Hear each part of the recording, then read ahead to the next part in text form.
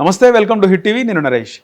Jubilee Hills by elections రాబోతున్నాయి. So Maganti Gopinath మరణంతో ఇక్కడ బై ఎలక్షన్స్ అనివార్యమైనాయి. అయితే ఈరోజు మనం ప్రముఖ సినీ నిర్మాత, రాజకీయ విశ్లేషకులు త్రిపునేని చిట్టి గారు మనతో పాటు ఉన్నారు. మాట్లాడదాం. సార్ నమస్తే.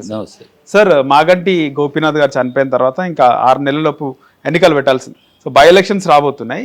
జూబ్లీహిల్స్ నియోజకవర్గంలో పరిస్థితి ఏ విధంగా ఉంది సార్? అంటే అధికార పార్టీ అభ్యర్థి గెలిచే అవకాశం ఉంటుందా, లేకపోతే బీఆర్ఎస్ అభ్యర్థి? అధికార పార్టీకి ఇప్పుడు క్యాండిడేట్ ఎవరు? ఇంతవరకు క్యాండిడేట్ లోనే కన్ఫ్యూషన్. అజారుద్దీన్ పెట్టలేరు. అజారుద్దీన్ మీద కేసు ఉంది ఆల్రెడీ. ఓకే, అంటే మళ్ళీ ఆయన నాకే టికెట్ ఆయన అంటున్నాడు. ఆయన ఏదో కోర్టు వాళ్ళ చేతిలో ఉన్నట్టు, అధికారంలో ఉన్నంత మాత్రం కోర్టులు మీ ఆయనే పోటీ చేసింది. మీకు అధికారం ఉండొచ్చు, కోర్టులు మీ చేతిలో లేవు. అదే కోర్టులో కేసు ఉంది. ఆ కేసు ఉండగా అది క్లియర్ అవ్వకుండా అతను కంటెస్ట్ చేసావు.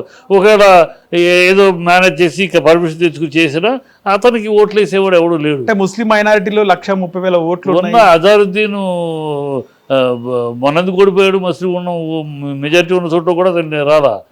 అయ్యి అజారుద్దీన్ అనేవాడు ముస్లిం మనిషి అవ్వచ్చు, కానీ అతను అనేక కాంట్రవర్సీలో ఉన్నాడు.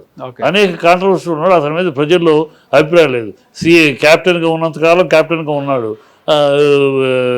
లంచాలు డబ్బులు దీంట్లో దొరికాడు.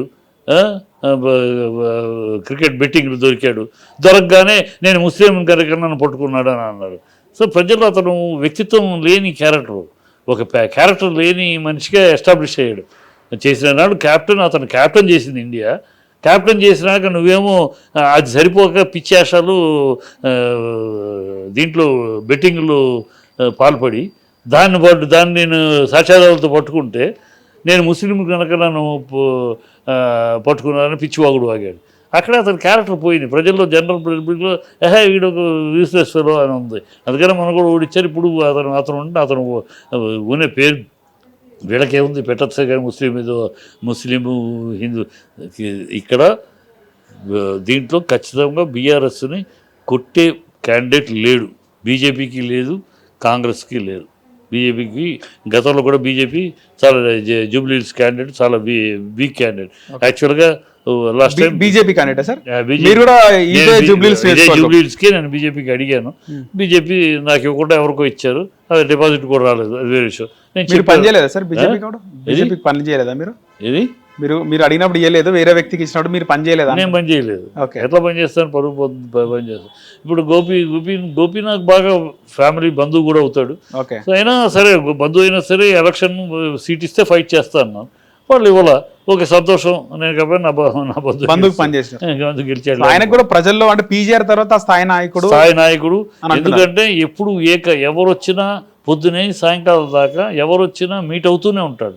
వాళ్ళ సమస్యలు వింటూనే ఉంటాడు, చేయగలిగిన చేస్తూనే ఉంటాడు. టక్కన ఇక్కడ నుంచి ఇమ్మీడియట్గా ఆ ఏరియాలో ప్రాబ్లం అంటే ఫోన్ చేసి అక్కడ మన వీళ్ళని పార్టీ తరపు మనుషుల్ని అది చూడండి, అక్కడికి వెళ్ళండి, ఆ స్టేషన్కి వెళ్ళి తరుపుతూ ఉంటాడు. సో అందరికీ ఆయన తలలో 4 ఉండేవాడు. సో అక్కడ టీఆర్ఎస్ అనేది గ్యారంటీగా అక్కడ ఆ సీట్ బీఆర్ఎస్ సీటే. సిటీలో మొత్తం అన్ని ఇవాళ బై ఎలక్షన్ వచ్చేదాకా ఇలాగ పట్టాలని వాళ్ళు ట్రై చేస్తారు. బీఆర్ఎస్ అంటే ఒక్క సీటు కూడా మనకు లేదు. సిటీలో లేని సీటు గాంధీని పట్టుకున్నాం.